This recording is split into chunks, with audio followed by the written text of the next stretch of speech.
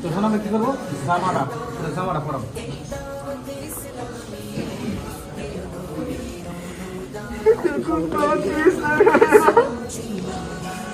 এরকম সবার সাথে হবে, এই কাপড় সবাইকে পরতে হবে। দেখুন দেখুন দেখুন, এই কাপড়ে কোনো সেলাই নেই। যে টাকা পয়সা অর্জন করেছি নিয়ে যাওয়ার জন্য, এই কাপড়ে কোনো পকেট নেই।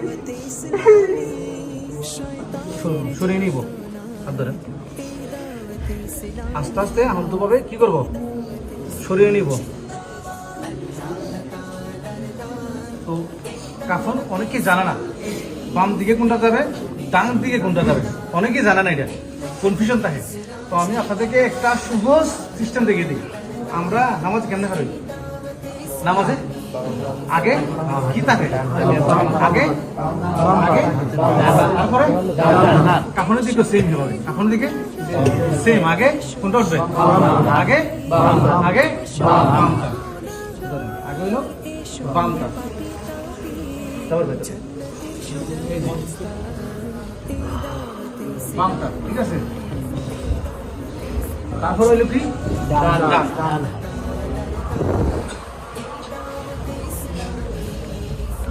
তারপর আবার বাম, তারপর আবার ডান। এখন হচ্ছে আপনারা সুরমার পালা। সুরমায় করানো যাবে না, কি করা যাবে না, সুরমা এখন অরিজিনাল যে সুরমা, এটা কি মানে কি আছে, অরিজিনাল সুরমা পাওয়া যায় না। তো ওনার তো গোসল দিচ্ছে, ওনার শরীরে কি হয়েছে, পবিত্র হয়েছে। এখন আমি এমন সুরমা দিলাম, সুরমা ফাঁক না, তো হবে আমরা কি করবো, আতর দিব, কি করবো, আতর দিলে আমরা কি করবো, বিসমিল্লাহ শরীফ ওনার কপালে লিখে দেবো, নয়তো কি করবো, কালিমা সাদত লিখে দিব, বিসমিল্লাহ শরীফ নয়তো কালিমা সাদত লিখে দেবো।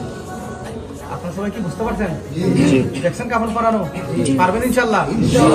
আমরা এখন থেকে ইনশাল্লাহ ওয়াদা করি, আমাদের এলাকায় যদি ইসলামী ভাই মারা যাবে, যে কোনো মুসলমান ভাই মারা যাবে, আমরা নিজে কি করবো, মুসলমানই চলে যাবে ইনশাল্লাহ, কি করবো, মুসলমানে চলে যাবে ইনশাল্লাহ।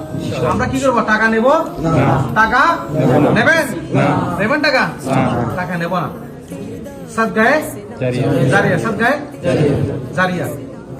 আপনারা বুঝতে পারছেন। তারপরে মধ্যখানে একটা বান দিবেন, পায়ে একটা বান দিবেন, মাথায় একটা বান দিবেন।